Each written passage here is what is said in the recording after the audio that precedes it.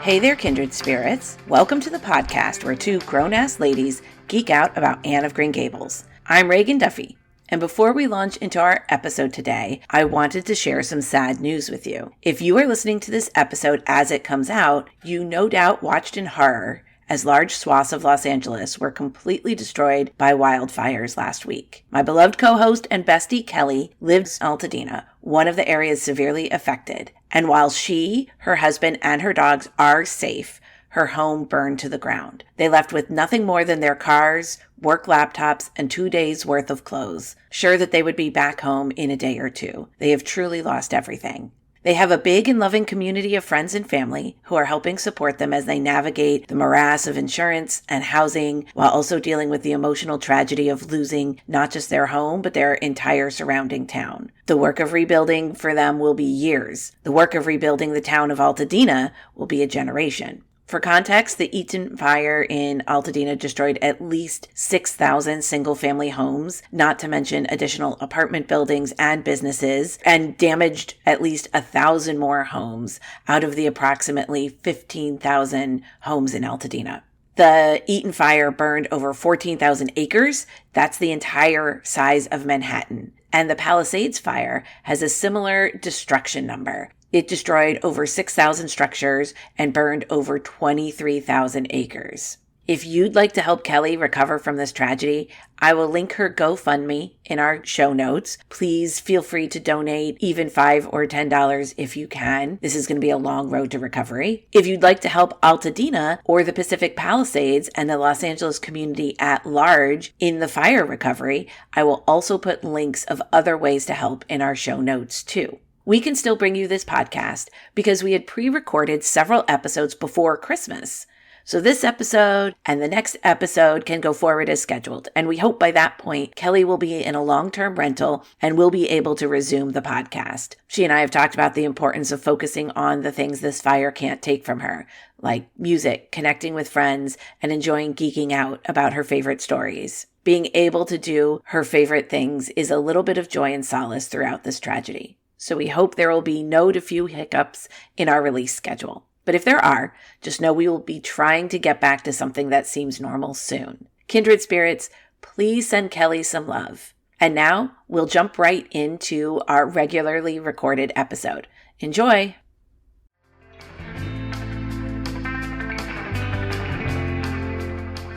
Hey there, kindred spirits. Welcome to Kindred Spirits Book Club, the podcast where two grown-ass ladies geek out about Anne of Green Gables. I'm Kelly Gerner, joined as always by my amazing co-host, Reagan Duffy. Hello, kindred spirits. And today, we are going to finish up our Rainbow Valley arc by rolling up our sleeves and doing the really difficult work of discussing the romance in Rainbow Valley.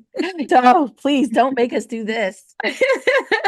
Right, by rolling up our sleeves, I just mean giggling our way through this, right? Maybe a little bit. I cannot wait to get into this discussion, but I think what we should do first is, Kelly, I think we should share with kindred spirits our friend date this weekend. Yes, we had such a fun time. I think that you may all remember that for Reagan's birthday this year, I had given her a gift card to a fragrance store that sells niche and indie perfumes. So we got brunch.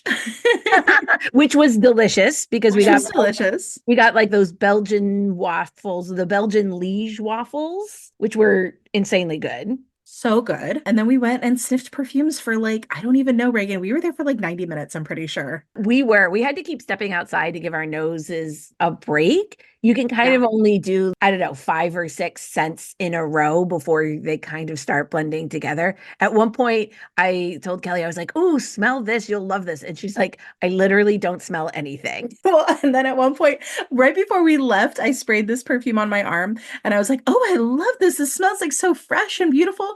And then when I went outside and had a few moments with it, I was like, "Oh no, this is just straight Grandma Gardenia." But that was the only thing I could smell after having been in there for the last hour.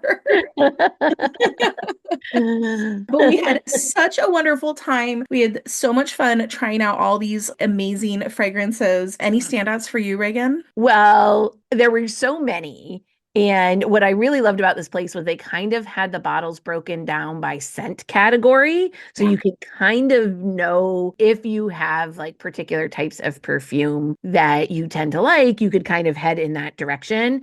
And I was immediately excited about all of the tea scents Hmm. because I feel like that is a note that is not as common, right? To have as a dominant note. Like I'm definitely love a sweet vanilla gourmand kind of scent. Those are always some of my favorites. I definitely love like a green, fresh floral scent as well, but I also really love tea scents. And those are just not as common, I think. So that's just right where I went. I know they had a whole big tea scent shelf, and I agree with you, that's not that common. And I was really delighted because even as we were walking up, you were saying, I wonder if they have anything with tea scents. And then, like, sure enough, there was like a whole shelf with probably, I don't know, like a dozen different Probably. tea forward perfumes. And I smelled a handful of them, and they were all gorgeous. Yeah. And I did try on like a gorgeous creme brulee scent. And they had multiple really good orange blossom scents, which I'm also always looking for. Hmm. But the perfume I tried on relatively early was called Rain Tea by a company called Chasing Scents. And I loved it. I bought it. I have worn it every day this week. It's delightful, and I'm still delighted with it the more that I wear it. It honestly smelled so good on you. Even, you know how sometimes like something just like, I don't know, just sinks into your skin perfectly? That's Mhm. definitely what that did for you. It was amazing. What about the BO scent we went?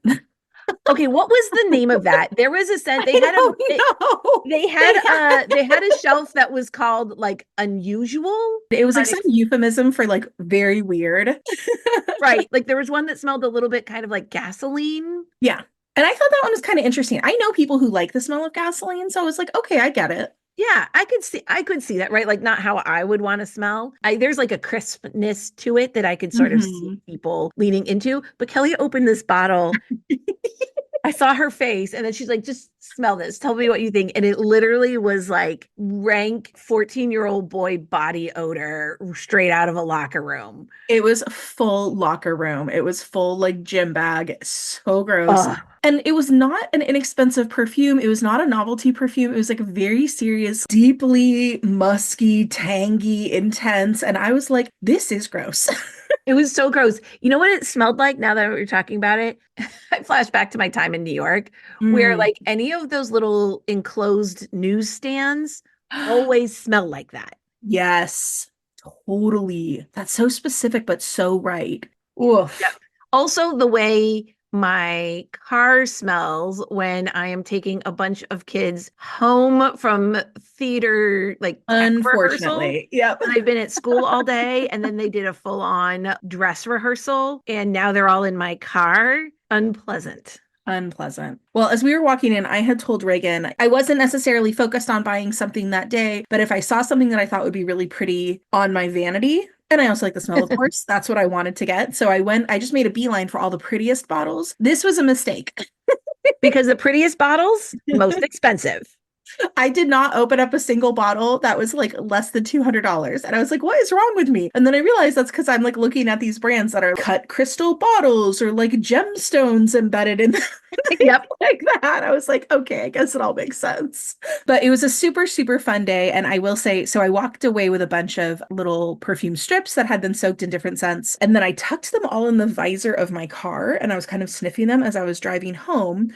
Right. And that was nice. But even better was when I got in my car like 3 days later. And by this time, my nose was no longer, I was no longer nose blind and I could actually really smell all of them. And of course, of the six I brought home, they were all absolutely gorgeous. And now I want all of them. So Yep. here we Absolutely. are. All right, kindred spirits. I hope you guys had as much fun hearing about our friend day as we had on it. And if you follow us on Instagram, you may have seen a couple of pictures from that friend date. And if not, this might be a great time to start doing that. So if you feel like your feed could use some more fun, relaxing, cozy, bookish content, please consider giving us a follow on Instagram. We are kindredspirits.bookclub on Instagram.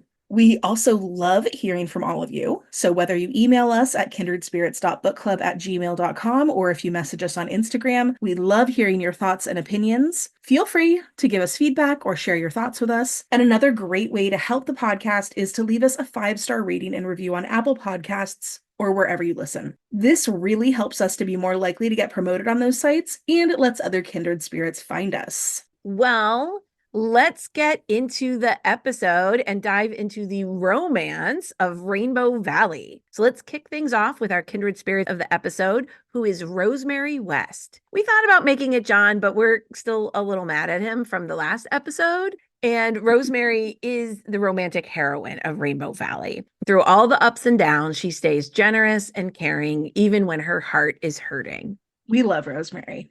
Our quote of the episode catches John Meredith in Rainbow Valley on a beautiful winter's night.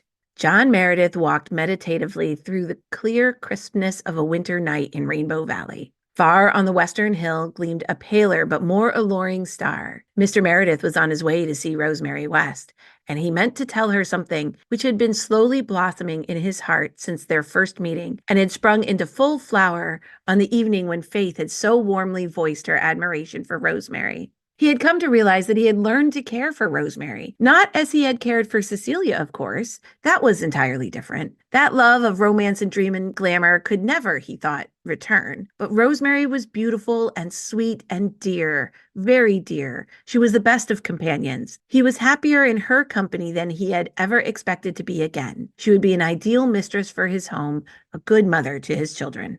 Today's story club is all about the romance in Rainbow Valley. We can't help ourselves, you guys. We love a romantic story. And the funny sort of romantic quadrangle that John Meredith, Rosemary West, Ellen West, and Norman Douglas get into in this episode is too delicious not to get into. Reagan and I both love this podcast called Normal Gossip, which is hosted by Kelsey McKinney, and we were thinking that this would be a perfect normal gossip story. So on that podcast, each episode is about an anonymous gossip story from the real world. The host is an amazing storyteller, and her guests are all hilarious, and the stories they tell are absolutely bananas. Just like some of those funny, wild, crazy sort of things that happen in real life. The show is super fun because you get all the thrill of learning a secret or hearing like an absolutely bananas gossip story, but the stakes are super low, right? Because you don't actually know the people who are involved. And this is absolutely like a normal gossip episode. And I do think it is the most fun and maybe least infuriating way to think about these four humans. These four supposed grown-ups. Supposed. We're going to maybe do a little occasional normal gossip reference here. If you guys have not listen to that podcast, please check it out. It is our favorite. I mean, besides our podcast, of course. But so with that in mind, here's the setup. We have four people: John Meredith, the absent-minded minister of the village of Glen St. Mary; Rosemary West, the sweet music teacher; Rosemary's sister Ellen, who is outspoken and assertive; and Norman Douglas, who is hot-tempered with a bit of a bullying streak, but who Callie likes anyway because she has kind of questionable taste in men. I stand by my questionable taste. Here is how Norman Douglas is described, by the way. Quote, Norman Douglas was rather a fine-looking personage in his way. He had a sweep of long red beard over his broad chest and a mane of red hair, ungrizzled by the years, on his massive head. His high white forehead was unwrinkled, and his blue eyes could flash still with all the fire of his tempestuous youth. He could be very amiable when he liked, and he could be very terrible. Yes, please. I would like to point out, just for you guys who are our listeners, Kelly's husband is the biggest, softest teddy bear of a man. I know. You would never say that Chuck could also be very terrible because Chuck is always very amiable.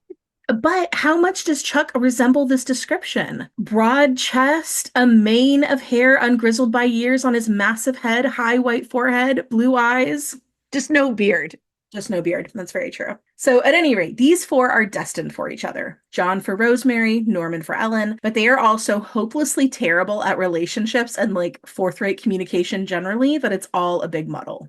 So on Normal Gossip, All the gossip stories are always told from the perspective of an anonymous, quote, friend of a friend. And I think our friend of a friend for our episode today is Anne Blythe. When friend of a friend Anne returns from her trip to Europe at the beginning of the book, her friend, Miss Cornelia, and the Blythe servant Susan Baker are desperate to share all the news of the new minister, John Meredith. Quote, "Well, there's no doubt he is by far the best preacher we've ever had in Glen St. Mary Church," said Miss Cornelia. "His trial sermon was simply wonderful. Believe me, everyone went mad about it. And his looks. He is very comely, Mrs. Doctor dear, and when all is said and done, I do like to see a well-looking man in the pulpit," broke in Susan. You know what? Don't we all? Don't we all? Doesn't it make a long church service go a little faster? You can tell that they have been dying to tell Anne this. They're like, just wait till she sees the very handsome new minister. They also tell Anne that John Meredith is a widower with 4 children and that his elderly cousin is keeping house for the family. Miss Cornelia and Susan tell Anne that the cousin is the worst possible manager for the manse, being too old and infirm to keep house or attend to the other duties in the community, and that she's a terrible cook. They also explain that the Meredith children are essentially running around unsupervised, their worst transgression being their tendency to play in the Methodist graveyard next to the Presbyterian manse. Maud gives us perhaps the clearest explanation of John's character here. She says, "The people of his congregation said that Mr. Meredith spoiled his children. Very likely he did.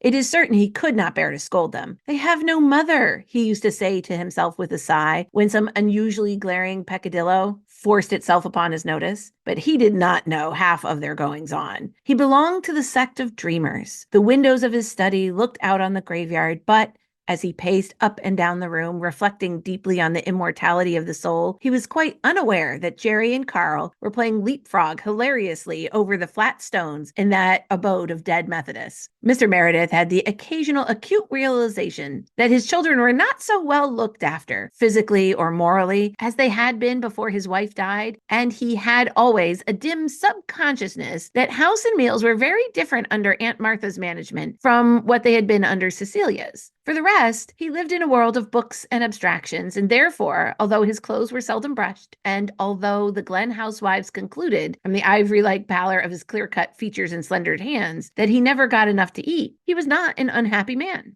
So now, we discussed John Meredith pretty thoroughly in our most recent episode, and we took him to task sternly for his failures, deficiencies, as a father, so we aren't going to dwell too much on that in this episode. Suffice it to say that he is not the father his children need him to be, and the root of most of his family's misfortunes is from his own inattentiveness and inability to be a present, engaged parent. But other than that rather glaring flaw, he is a kind-hearted, thoughtful, and romantic man.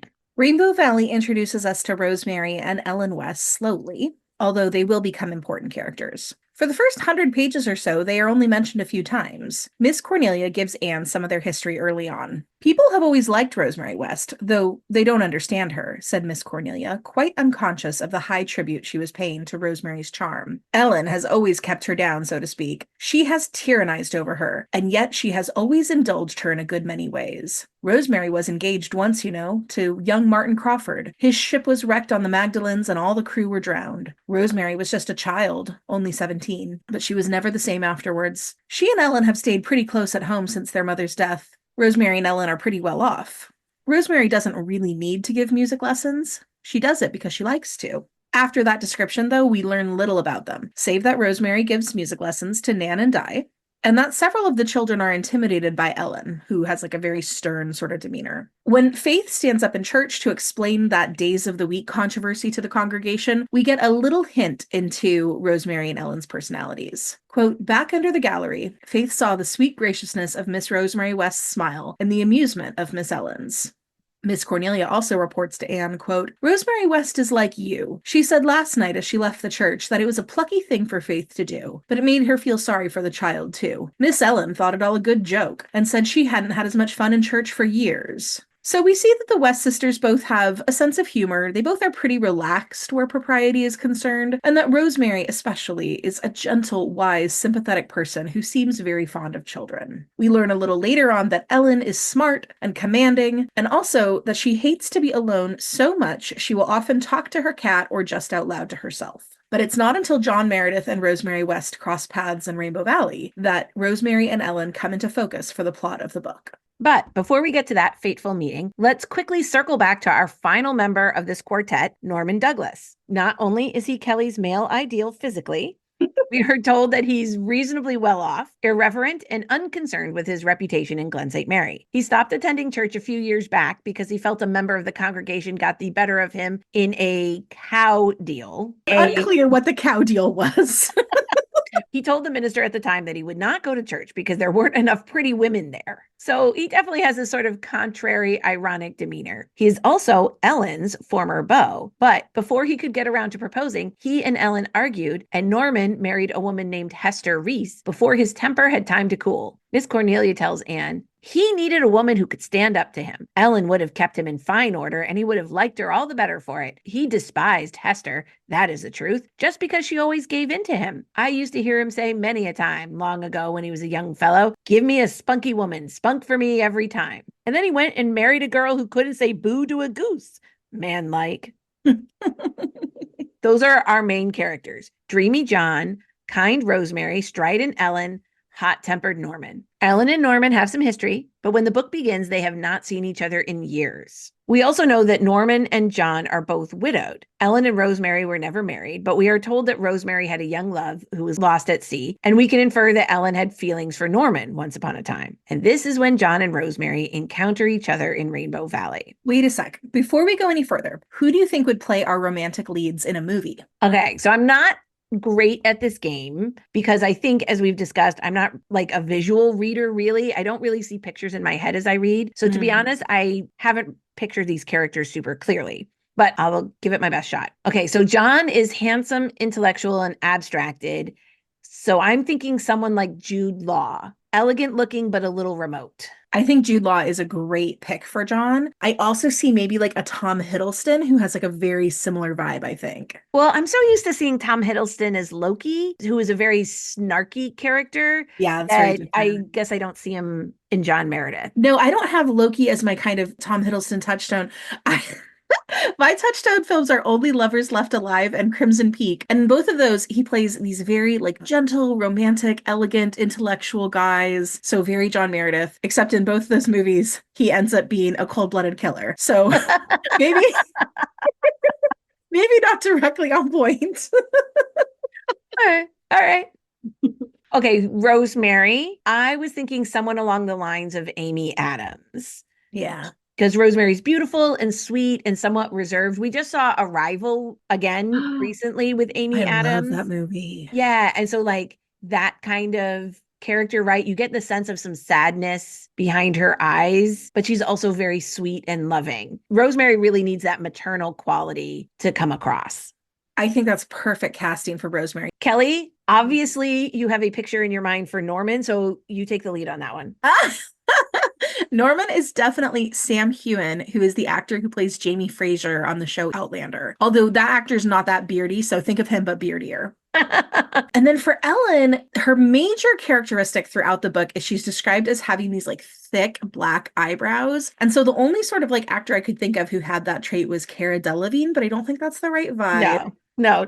Yeah, because she's also supposed to be like very like physically large but also very like jolly and pleasant and fun, right? So then I was thinking of someone like Michelle Buteau. So I don't know if you know who she is. She's a hilarious comedic actor. Did you see Always Be My Maybe? I love that movie. I love that movie too. So she plays like the best friend character in Always Be My Maybe, and she has her own sitcom, Survival of the Thickest. So she might have to wear eyebrow wigs to truly embody Ellen, but that's the vibe I'm getting. Michelle. If we can add a beard for Norman, we can definitely add eyebrows for Ellen. There you go. We get to about 100 pages in, chapter 13, and John and Rosemary really meet for the first time. They are both passing through Rainbow Valley, and John is stopped for a drink at the spring. The language Maud uses to describe this meeting places us firmly in the realm of romance. This is not just a casual meeting of acquaintances. Quote, the ethereal beauty of the asters in the moonlight, the glimmer of the little spring, the soft croon of the brook, the wavering grace of the brackens, all wove a white magic round John Meredith. He forgot congregational worries and spiritual problems. The years slipped away from him. He was a young divinity student again, and the roses of June were blooming red and fragrant on the dark queenly head of his Cecilia. He sat there and dreamed like any boy. And it was at this propitious moment that Rosemary West stepped aside from the bypath and stood beside him in that dangerous spell-weaving place. John Meredith stood up as she came in and really saw her for the first time. It's so swoony. It's very romantic and magical.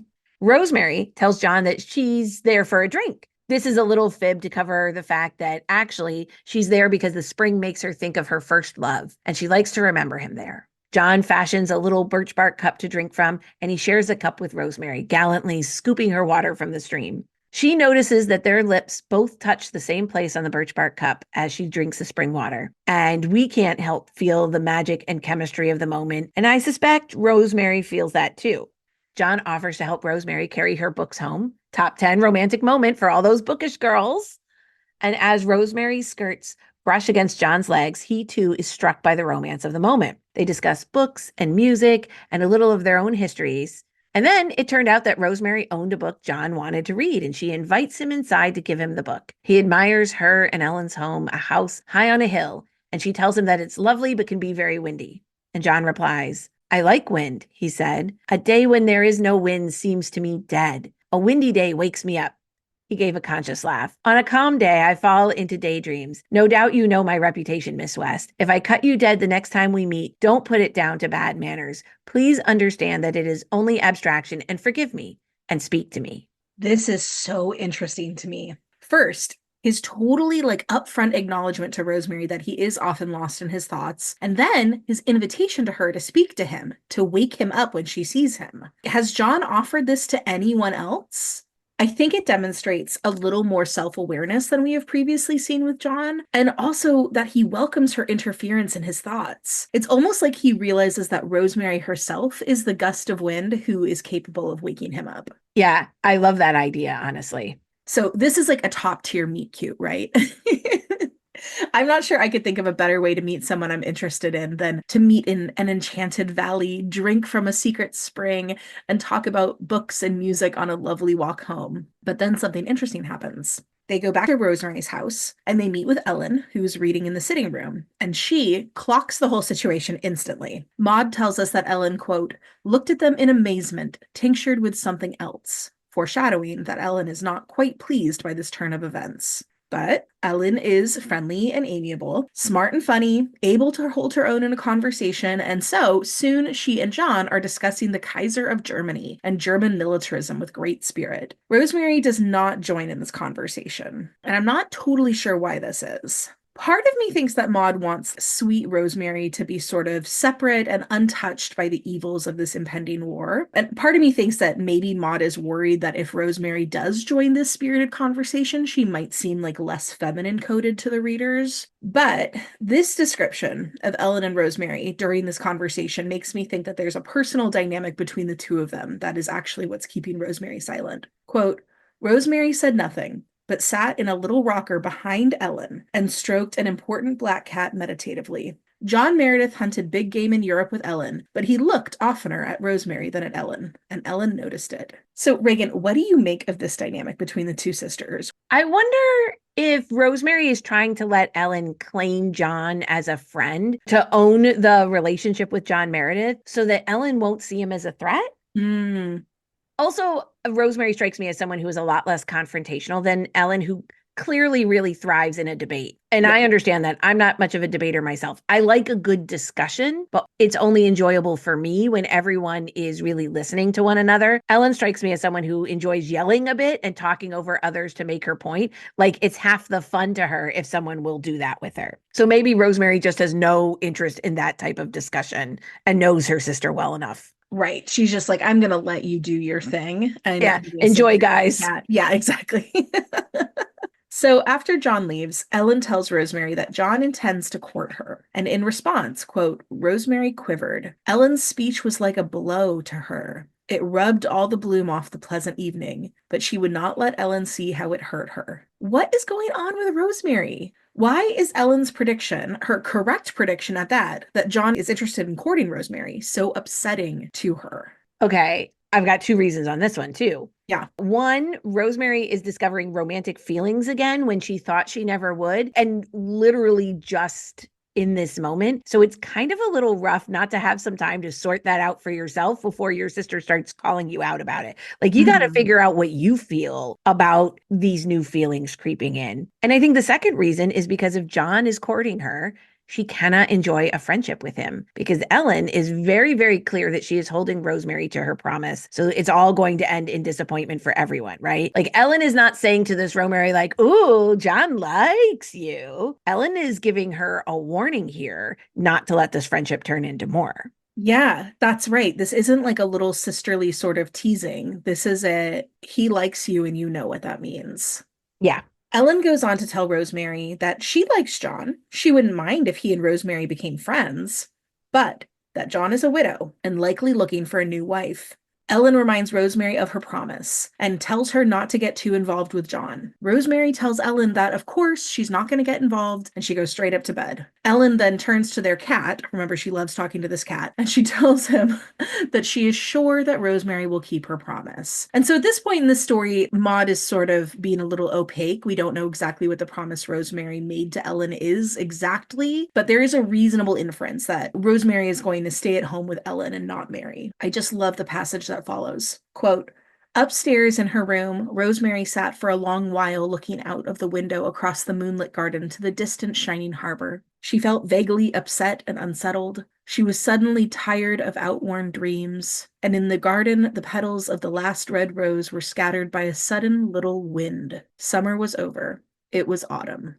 She was suddenly tired of outworn dreams is such a great line, isn't it? It's very evocative because that's a phrase that I had not heard prior to this, but I know exactly what she means and I know exactly what that feels like. Yep. I think it's one of those feelings that I don't know if you can really understand it until you are like deep in adulthood. It's like one of those moments when you realize you've been telling yourself the same stories about your life over and over, and now you're realizing that they don't fit anymore, or you're just not the same person you were. Or they don't have that same emotional hold on you that they did before. Yep, you've outgrown them. It is such an unsettling feeling to know that you are going to have to change your own life or your own perspective on your own life, even when you don't know what that's going to look like next. After John and Rosemary's meet cute, there's a very real danger that he is going to forget about her, right? He's so checked out. But after Mrs. Alec Davis pays the manse a visit and offers to adopt Una, John is distraught and looking for sympathy, advice, and comfort. His first thought is to go to Ingleside,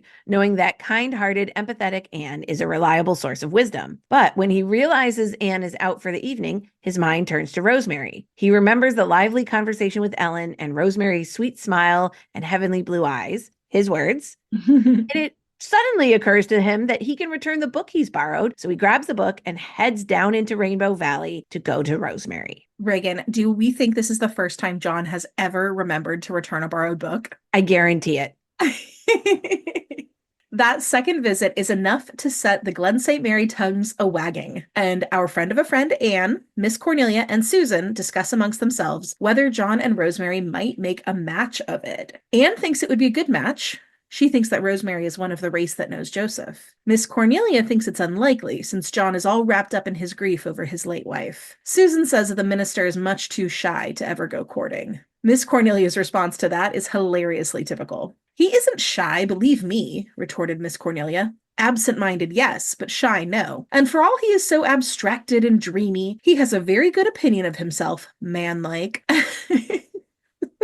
And when he's really awake, he wouldn't think it much of a chore to ask any woman to have him. No, the trouble is he's deluding himself into believing that his heart is buried, when all the time it's beating away inside of him just like anybody else's. He may have a notion of Rosemary West and he may not. If he has, we must make the best of it. She's a sweet girl and a fine housekeeper, and would make a good mother for those poor, neglected children. And I do think that Miss Cornelia is right about Rosemary's maternal qualities. I think Miss Cornelia also really nailed John here. I think she's pretty much right about all of it.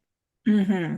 After Faith's pet rooster is slaughtered for a visiting minister's dinner, Rosemary encounters Faith in Rainbow Valley and listens to Faith's tale of grief with great understanding and compassion. Faith goes home feeling better and tells Una at dinner all about the visit, which her father overhears. She is just lovely, I think, said Faith.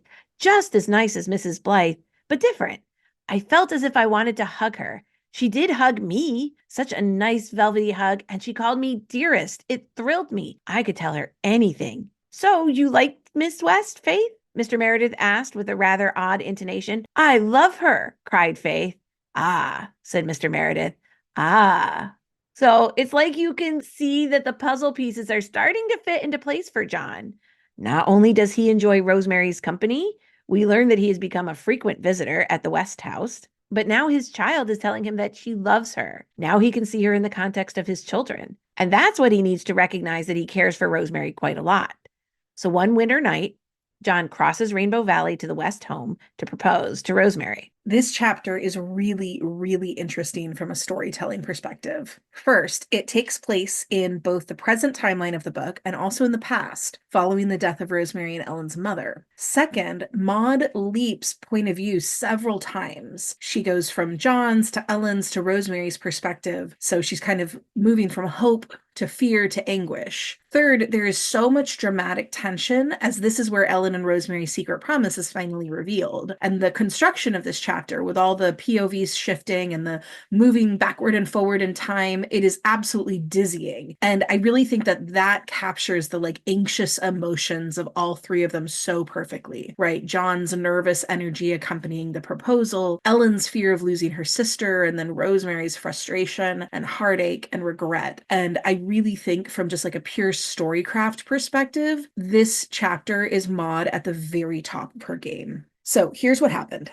John chooses a Saturday night when Ellen will not be home to propose to Rosemary. He likes Ellen just fine. Well, he actually likes her a lot, loves chatting politics with her, and thinks she'll be a fabulous sister-in-law, but he doesn't want her around while he proposes. And, Ellen is very careful to never leave them alone on these visits up till now. A proposal is really a romantic moment that you don't want to have in front of your intended sister. No.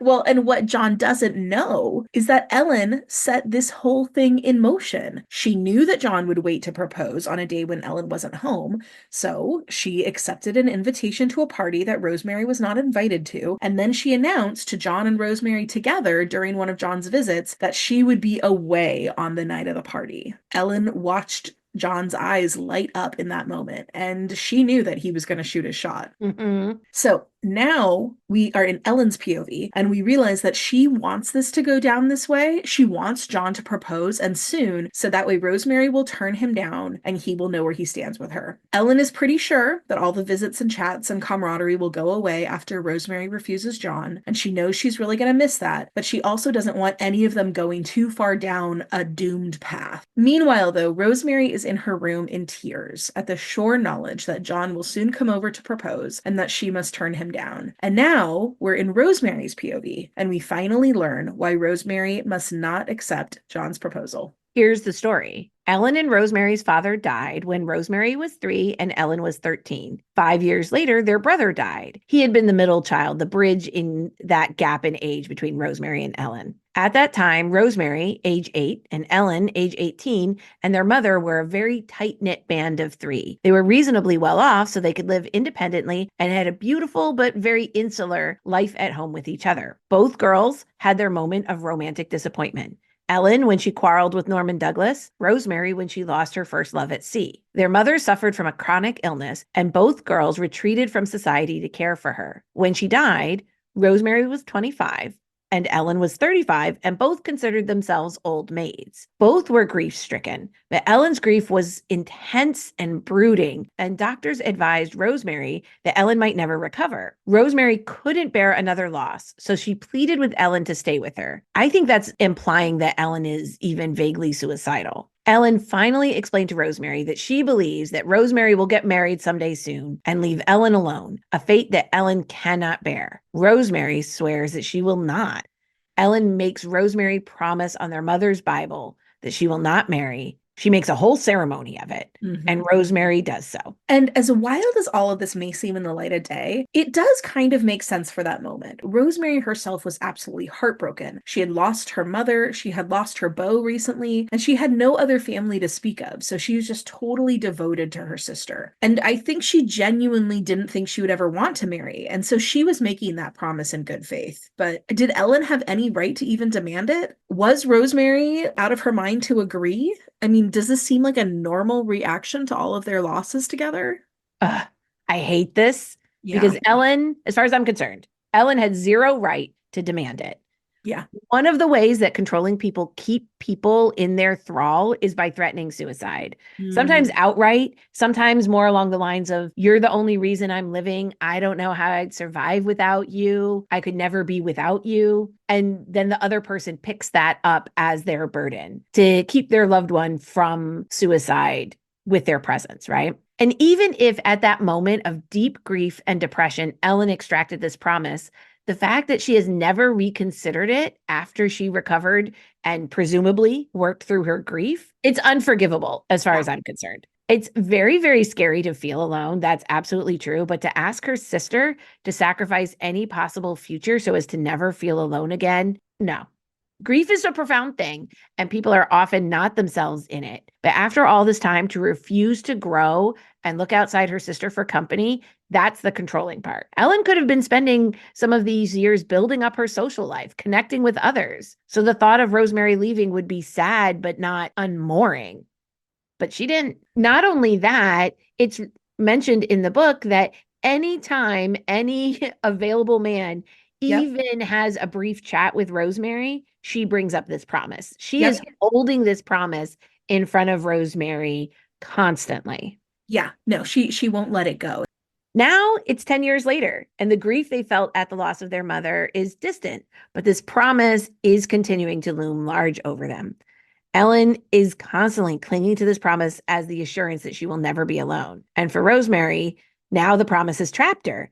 She also knows what's going to happen, and she is dreading John's visit. She suspects that he is going to propose and that she will have to turn him down. And it's not even the rejection, although she doesn't want to hurt John. It's the lie and the secret and the knowledge that she could love John. She could allow herself to fall in love with John if it was at all possible for them to have a future. She knows herself better now at 35 than she did before, knows that she has more mature depths of love to give him, richer and more womanly than what she could have given to her first love. Quote, and she must send him away tonight, send him back to his lonely hearth and his empty life and his heartbreaking problems, because she had promised Ellen 10 years before on their mother's Bible that she would never marry. Oh, the pathos.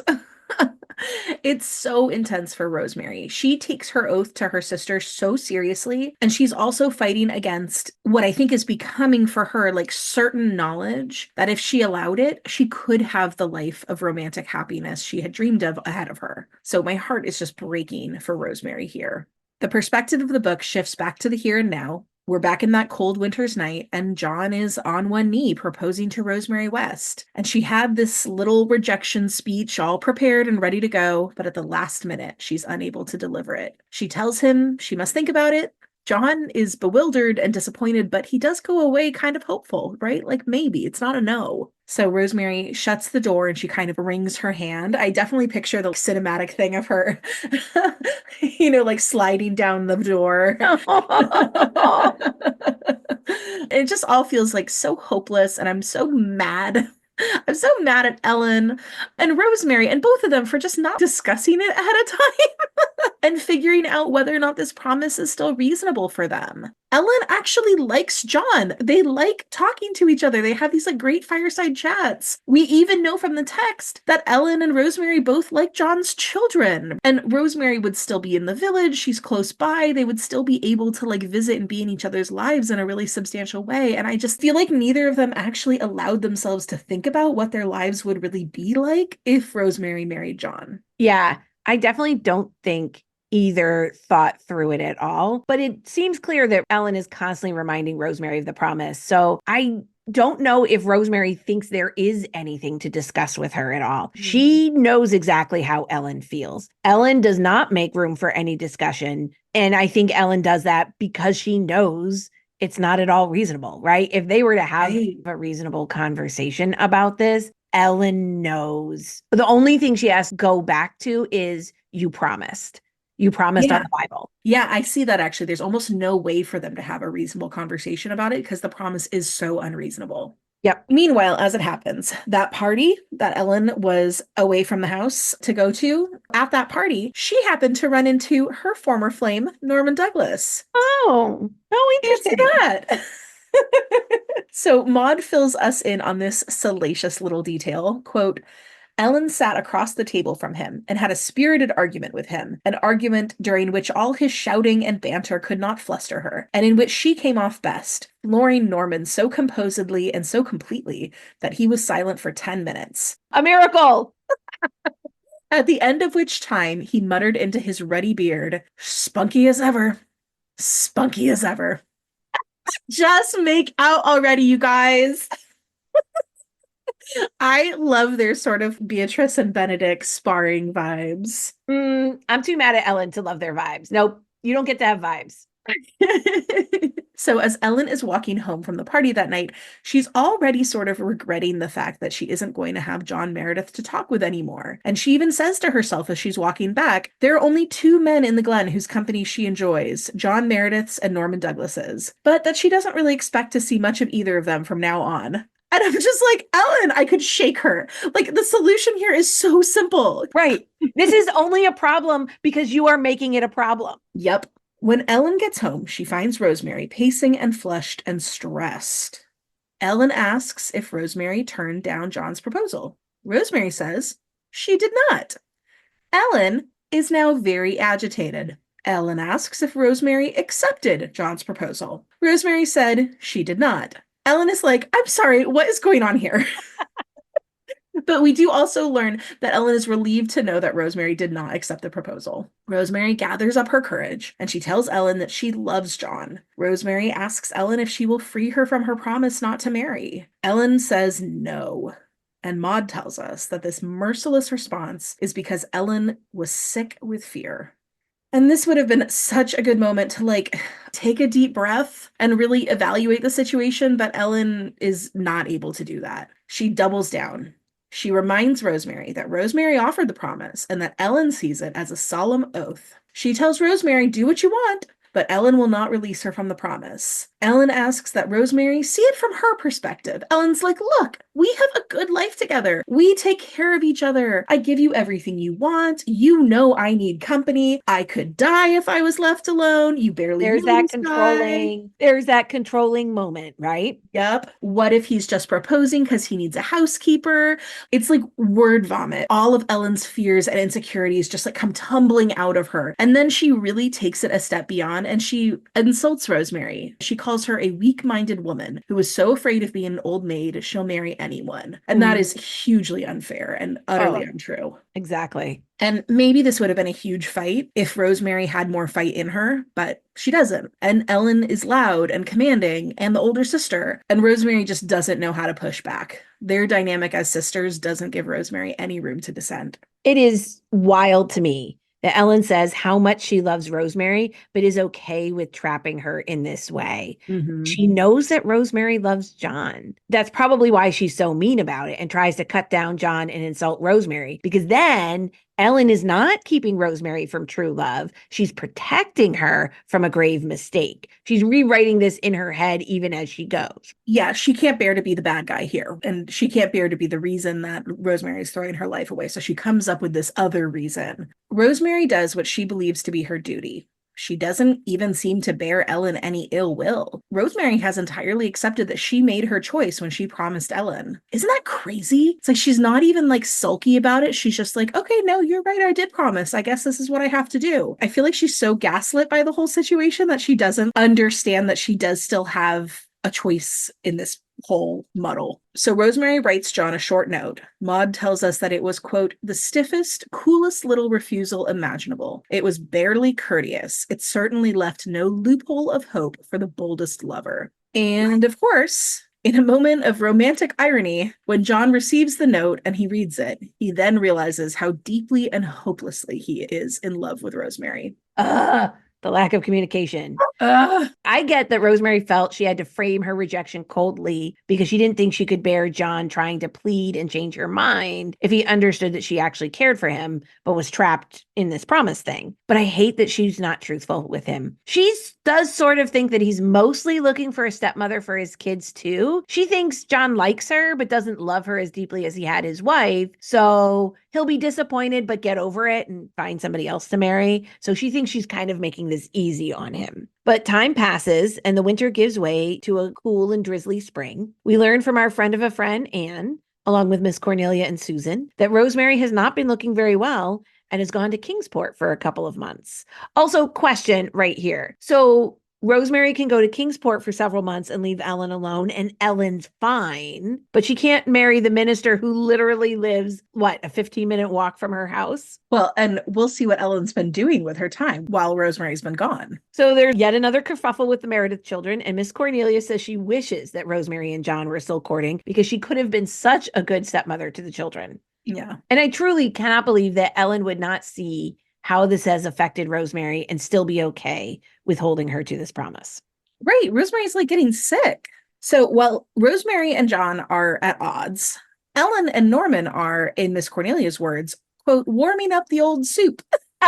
So romantic. And although Rosemary and John were discreet in their courtship, John only ever visited her after walking through Rainbow Valley to kind of avoid the main roads and, prying eyes of the villagers. Norman, not known for subtlety, seems utterly unconcerned with telling the entire Glen that, yes, he is courting Ellen again, having seen her at church for the first time in 20 years and finding her as handsome as ever. And now, Ragon, I admit I find this bold declaration pretty charming, but I can also see how it is very in keeping with Norman's sort of Gaston from Beauty and the Beast vibe.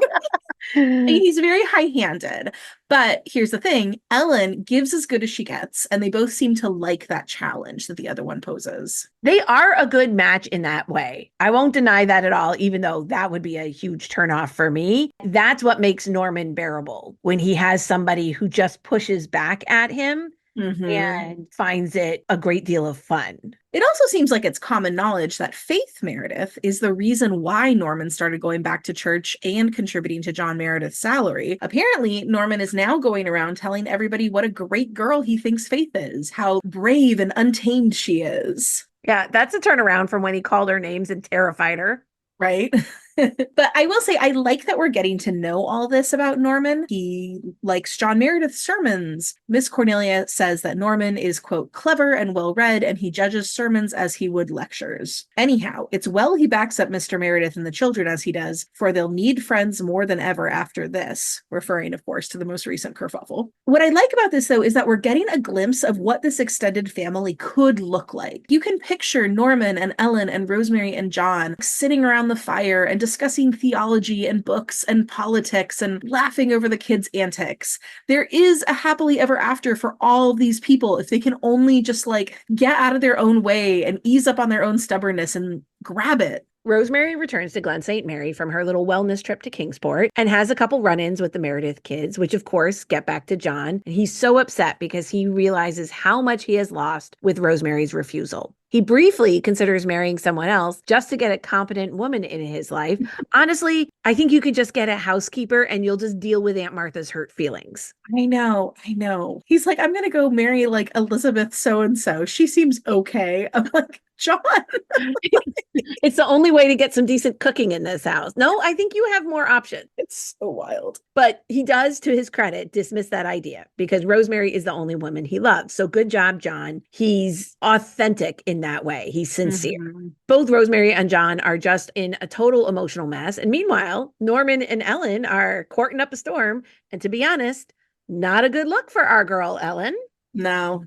Something needs to happen to get all these people back on the right track. It will never be John or Rosemary, who are both too polite and shy to loudly declare what they want when they fear rejection, in John's case, or breaking a vow, as in Rosemary's case. But one guess who is not too shy or polite to loudly declare what he wants? Norman. Yup. Norman ambushes Rosemary in Rainbow Valley in a moment that, again, is such a fine piece of writing from Maud. At this point, we have spent the entire book 31 chapters up to this moment, reading about the magical sylvan wonderland that is Rainbow Valley, how it is a place of fantasy and romance and childhood wonder. And then who comes blustering into this fairy tale dreamscape but the decidedly earthbound Norman, quote, vaulting as airily as a stripling over the old stone dike of the Bailey Garden. Rosemary is also walking through the valley at that time, and she literally hides behind some trees so she won't have to talk to him. What is going on here? Do we think she's mad at him? I mean, Maud tells us that she thinks that Norman is likely headed up to the house to see Ellen, and Rosemary just doesn't want to walk up the hill with him. But do we think that's because they're just like a personality mismatch, or because his sort of jaunty mood isn't really her vibe in this moment? Or do you think it is because she resents him for courting her sister so openly when her sister insisted that Rosemary should not accept John's proposal? Well, Maud does give us the context that Norman and Rosemary are sort of oil and water in their personalities, and that, quote, his bluster, his temper, his noisy hilarity had always antagonized her. Mm-hmm. But it does seem like she's really going out of her way to avoid him here. So I think you're right. I think it's a little bit of both. I mean, it's not Norman's fault about the promise, but the hypocrisy must be smacking her in the face. And their personalities are so opposite. So not only does she have to deal with watching this courting relationship, a relationship that was actively denied to her, but to have it to be this specific person who is so loud and pushes all her buttons, I mean, I'd hide behind a tree too. So Rosemary is sitting near the spring, the very place that she associates with both her first love and with John Meredith. She's in her feelings. She's having this pensive, reflective moment in this bewitching, beautiful spot. And then Norman bounds right up, totally changing the tone of this quiet moment. Rosemary, in her own mind, is like, would you please leave me alone to just be sad and think about all my missed chances of love while you are openly dating my sister? But she manages to be coldly civil. Then she says, good evening to Norman. Now, Norman gets that he is not Rosemary's favorite person, but not only does he not care, he's one of those people who actually wears her dislike a little like a compliment, sort of an all press is good press thing. Any attention is good attention. Exactly. He just glosses over her coldness and is like, sit down, let's talk. And Rosemary is like, no, I'm good standing. And Norman is like, I sincerely want you to be comfortable while we talk. And Rosemary is like, no. So Norman sort of shrugs and plunges in, and Rosemary is looking at him and thinking, you are sitting where John used to sit, and I hate this. But Norman has already gone ahead and asked Rosemary straight up, will she release Ellen from her promise and allow Ellen to marry Norman? Rosemary, to her credit, doesn't miss a beat and just says yes. Norman is like, great, love this for us. And he just sort of skedaddles on out of Rainbow Valley. Got what I needed. Exactly, I'm done here. But not before he tells Rosemary that she is welcome to live with him and Ellen, and that he knows that Rosemary hates him, but he thinks they'll get along just fine anyway. Ellen will roast me and you'll freeze me, he says with a laugh. I mean, Norman is just like the definition of unbothered. And meanwhile, Rosemary is thinking to herself, over my dead body, will I ever live with you? You can see how the two of them would not get along. He's the, I'm just being a devil's advocate kind of type. Mm-hmm. And he will find her dislike of him hilarious. He has no interest in being like, gosh, I wonder if my sister-in-law doesn't like this kind of teasing. Maybe I should tone it down a little bit. No, he will think it is absolutely hilarious. Yep. And Rosemary is non-confrontational and sweet. So this would just grate her down to absolutely nothing. So Rosemary goes home and she finds Ellen working in their front garden on her dahlias. And Rosemary hates dahlias.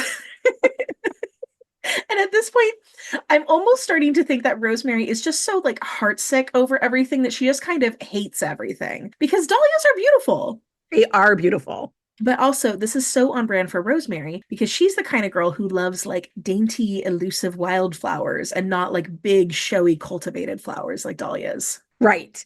And I'm with you because I love dahlias too. But in all of Maud's books, which flowers you like and identify with says a lot about who you are. Remember Anne's Picnic in Avonlea, in which the girls decide which flower their soul must look like? Rosemary is so over Ellen and Norman by this point. I bet anything that reminds her of either of them is going to get her hate symbolically. I mean, I bet that after Aunt Mary Maria, Anne can't ever look at yellow roses with love again. Oh, I'm sure. So Rosemary's walking up to the house and Ellen's like, aren't my flowers nice? And Rosemary is like, that flower right there. And she points to the biggest loudest, showiest dahlia ever. That flower looks just like Norman Douglas. And Ellen, for her part, understands that this is not a compliment. There's this heavy beat of silence before Rosemary can bring herself to tell her sister that she met Norman in the valley and that he asked her to release Ellen from her promise not to marry, and that Rosemary had agreed. Ellen thanks her, and Ellen feels guilty and ashamed, but also glad. And Rosemary, bless her, is graceful enough to wish her sister well, sincerely. Ellen kind of starts to apologize, like in her way, for what she did to Rosemary when John proposed, but Rosemary just cuts her off and is like, no, we're not talking about this. Ellen is nothing if not persistent and tells Rosemary that she should pick things up with John again. Like, great idea. He will definitely come back if she just encourages him. But Rosemary disagrees. She is certain that after the way she turned him down, he could never love her. It's out of the question in her mind, and she tells Ellen not to meddle in her romantic life anymore. Ellen says, well, Rosemary must come and live with Ellen and Norman, and Rosemary just flat out refuses. Ellen is then like, but you can't stay home alone. It's too far from everyone. And I think this is like 20% genuine concern for Rosemary's safety and 80% projection because we know that Ellen hates to be alone. Right. She couldn't imagine that somebody might be okay living on their own. Right. But by this point in the conversation, Rosemary is probably thinking, yes, I very much want to be a mile away from every other living soul in my own house with no dahlias anywhere. So Rosemary tells Ellen, look, I'll be fine. Go marry Norman and be happy. And Ellen says, nope, I'm not marrying him if you're here all by yourself. And Rosemary is like, don't be ridiculous. And Ellen is like, sisters before misters. And Rosemary is like, whatever, okay, I guess we'll both be miserable forever. And she goes upstairs to her room, and the whole thing is wild. This is such a sister fight. Yes. Ellen is really trying to weasel around the right mess she made of Rosemary's love life, thanks to her own selfishness and stubbornness, by pretending that it was no big deal, right? Like, oh, I'm sorry, but also we can fix this. John will come back, and then Ellen won't be a hypocrite in the end. She might even already be trying to rewrite this by convincing herself it was actually good because now Rosemary knows that John isn't just marrying her to be a stepmother to the kids. She won't let Rosemary be generous to her because it highlights how selfish Ellen has been. Ellen tells her cat that she knows that she and Rosemary are both stubborn fools, but that they've made their choices and need to stop thinking about marriage. The two sisters carry on, neither of them sulking, just being stoic, but they both know what lies between them. Rosemary thinks to herself that eventually Norman Douglas will just badger Ellen into marrying him, and she might even be glad of it because at least then this tension will be discharged. Rosemary might be lonely, but at least she'd be in peace. So, question for you, Kelly. I was going to ask why we thought Ellen doesn't tell John about the promise. Not in effect anymore. No, it's really crappy and unfair that she doesn't do that. And maybe that's like the timing doesn't work. I don't know. Well, but I think that she's probably really ashamed of herself. I think ashamed of herself for sure. I think actually I hadn't thought of that until you said it. I was also thinking Rosemary has just made it really clear that Ellen is to stay the F away from her love life. Right. And so there's that little bit of like, oh, I don't think I can be the one to cross that line. Like, this is, if I do this, I might be out of her life forever. Yeah, because Rosemary did make that pretty clear. That was sort of her parting shot. Just like, do whatever you want, just stay out of my love life. So, yeah. So now, as they always say on Normal Gossip, the story is almost over. Whose side are you on? I'm on Norman Douglas's side.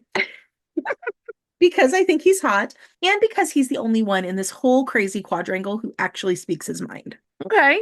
I am not on Norman Douglas's side because I still think he's a bully, but I do agree that I'm glad that he spoke up because somebody needs to in this quadrangle. He is the kind of guy that makes things happen. I am on Rosemary's side because even though she's being a little weird about not reopening things with John out of some misplaced pride or something, she had the chance to be vindictive and didn't take it.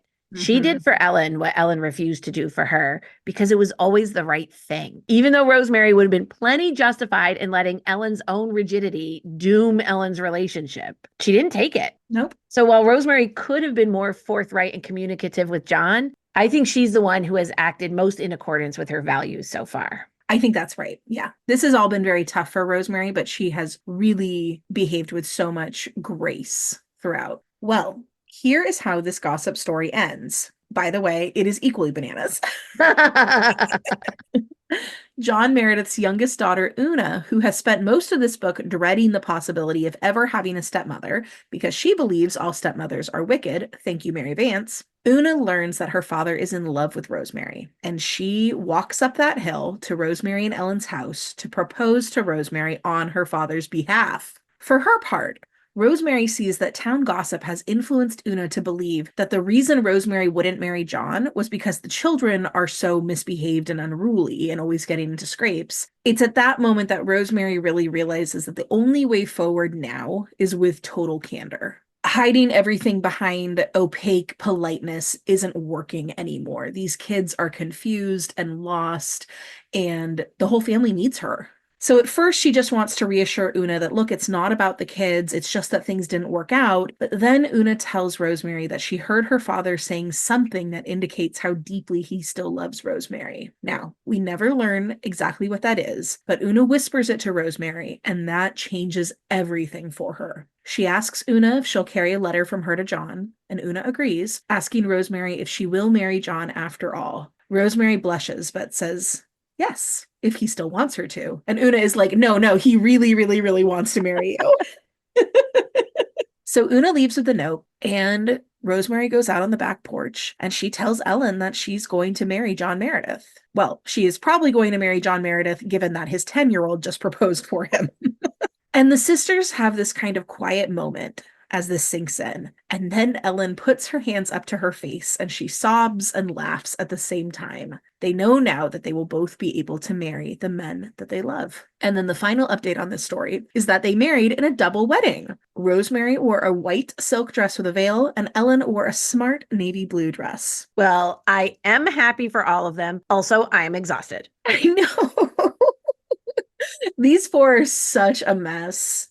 Oh my goodness. Well, kindred spirits, since today's episode is all about gossip, and I hope you had as much fun with it as we did, I wanted to talk a little bit about the impact of gossip historically. I've been reading a book about human development called Sapiens, A Brief History of Humankind by Yuval Noah Harari, and in the chapter about how Homo sapiens developed language and storytelling, he explained the important role of gossip. Harari explains that one thing that sets our species apart from others is that we can communicate a lot of very specific information very quickly. So while many animals can communicate, it's usually just simple ideas like predator this way or food that way. But humans evolved to share detailed information in like a pretty short amount of time. We can make a lot of unique sounds and we can combine them in a way that shares a lot of information. But why us? Why can we do this? The author of the book hypothesized that our language evolved as a means of sharing information about the world. Ancient humans evolved to be able to share the precise location of a prey animal, for instance, which then gave everyone in the group a chance to strategize about how best to hunt it. We evolved so that way we could explain the process of harvesting and cooking edible plants. But our species is a cooperative one, and our success at hunting and gathering depends on our ability to work together. So actually, our language may have evolved so that way we can share even more important information about each other. According to this theory, our language evolved as a way of gossiping. It's not enough to know where the bison are or how to kill them or how to prepare them in order to eat them. It's much more important to know who is trustworthy, who is smart, who's athletic, who can carry out a task, who's arguing with whom, who's sleeping with whom, who's honest, and who's going to take advantage in a situation. Once you have that information, then you can get your group together to take down the bison or gather the edible plants or seek out the fresh water. Oh, that's fascinating. Right? No, it makes sense. It's not just working together for a simple task. It's also understanding each other in the community to know like, oh, well, don't put Og and Grog together in that hunting party because Og's wife has been flirting with Grog. And we definitely don't want to put them with some sharpened sticks near each other, right? Because it's more important to have guys who are going to work together to stab bison. Exactly right. Or let's not put Grog on this task because last time we set him up to do something, he slept in and missed the whole thing. So the more you know about the people in your community, the better decisions you can make to sort of strategize how to carry out these community tasks, right? And like as we've been talking about for, I don't know, almost 60 episodes now, now. When small groups of people get together, they can do amazing things, but only if they know who they're working with. Yeah, absolutely. Well, this goes into all those things that we've been talking about around building community and Yep. how important it is to know what is happening in your community, because that's how we keep each other safe. That's how we Yep. figure out how to best tackle difficult situations, right? And that's how we take on tasks that are too big for one person to do alone. Right. You have to know who's good at what other people's weaknesses are so that you can figure out Mhm. how to solve much bigger problems. Yeah, and what the interpersonal dynamics are between all of them. Who works well together? Who brings out the best in someone? Who brings out the worst in someone? So, since our language may have evolved this way through working out abstract concepts like group dynamics and interpersonal relationships, as opposed to like only concrete concepts like lion over there, we also developed alongside gossip myth making and storytelling and religion. So, since we had the skills to describe the connections between the other people in our communities, we could use those same skills, that same language skills, to tell stories about people in other communities or about our ancestors or about the movement of the stars and the changing of the seasons. Honestly, Greek myths make incredible gossip stories. Yes. That's all those Greek essentially myths what are they just are. gossip. Yeah. So that ability to speak about fictional or theoretical ideas is truly unique to our species. And what's more, the ability to do so on a collective level, to tell stories and weave narratives and develop theories and share them with each others who can also believe and share those ideas themselves. I mean, gossip, storytelling, language, this is literally the origins of fiction, and that's how we all got here. Maud writing these books, millions of people reading them and loving them, Reagan and I reading these books and now discussing them in this podcast, and you all listening. All of us engaged in common cause over these stories we love. And that all comes from our uniquely human ability to tell stories. And that ability, and even indeed human language full stop, seems to have derived from gossip. Amazing. That is so interesting. Oh my gosh. I love theories like this that make you kind of think about why we developed the way we did, why our language developed Mhm. the way it did. That's fascinating. Well, as we come towards the end of our episode, let's do a quick inspired by Anne, or really inspired by Rainbow Valley romance. We've often talked about some of our favorite romance novels on this podcast, but I'm not sure we've ever discussed our favorite romantic movies or TV shows. And since this is a season for snuggling up on cold winter nights and Valentine's Day is around the corner, Kelly, what are some of your go-to romantic movies and shows? This is the question, you all, that Kelly has been preparing for all her life. This is my moment. This will come as a surprise to no one, since I was a child who grew up watching the 1985 Anne of Green Gables miniseries, but my comfort watches are all historical romances. I've never met like a BBC classic novel adaptation I didn't love. I've watched all of Bridgerton twice. Joe Wright's 2005 adaptation of Pride and Prejudice is like burned into my soul, or at least my retinas, from countless rewatchings. But to shake things up, I'm going to give a few recs that I don't think get quite as much appreciation as they deserve. So my first one is a movie, and this is the 1995 adaptation of Jane Austen's Persuasion. So I saw this movie in theaters when I was in middle school, and I think it really spoke to something in my like teenage psyche about pining for lost love while feeling like out of place and overlooked. But as I've gotten older, I've really grown to appreciate this movie, which is, I'm warning you, very slow paced, very true to the book. But I've really grown to appreciate this movie as like a sort of meditation on change and the paths we choose and the connections we make along the way. It is breathtakingly romantic, but in a very quiet way. And Kieran Hines and Amanda Root have just like slow burn, simmering chemistry. Unfortunately, this movie is a little hard to find. I have it on DVD. As of the time of recording, it's free to watch on the Tubi app, so maybe see if you can find it there. My second recommendation is going to be a TV show, and this is the 2004 TV miniseries adaptation of Elizabeth Gaskell's North and South. It's a BBC production, so they definitely know what they're doing, like all the like sets and costumes and locations that you love. But a young Richard Armitage just sort of smolders his way through the whole show. I really love this adaptation for its class consciousness. It's an Industrial Revolution era pre-labor movement story that still feels really really relevant in terms of how we treat workers and exploit human labor. And I will say that a funny story about this series is that when it first came out, the BBC didn't really think it was going to do well, and so they didn't publicize it very much. But almost instantly, it developed a massive fan following because Richard Armitage is so ridiculously attractive. So much so that the BBC website actually crashed because all the fans of North and South were discussing the show on the message boards. Oh my gosh, that's spectacular. Never underestimate the power of a fangirl. Honestly, they do it all the time. Oh, yeah. As for me, I am not really a historical romance watcher. I mean, I'm not opposed to it. It just doesn't tend to be what I gravitate towards first. Do love a lot of rom-coms if they pop up in my Netflix For You section. I'm probably not going to turn anyone on to something new, but two I wanted to mention. I really love While You Were Sleeping, Bill Pullman, Sandra Bullock. They have great chemistry because I like a story where the nice guy gets to be seen and understood. And I love a story about finding your family. And I don't know, that's a real comfort rom-com watch. I really love that movie. I really love what's happening in there. I need to rewatch it. It's been a minute, but that one is lovely. But another movie that I'm thinking about is, did you ever see the movie About Time? No. It's from 2013. It's got Domhnall Gleeson and Rachel McAdams and Bill Nye. Okay.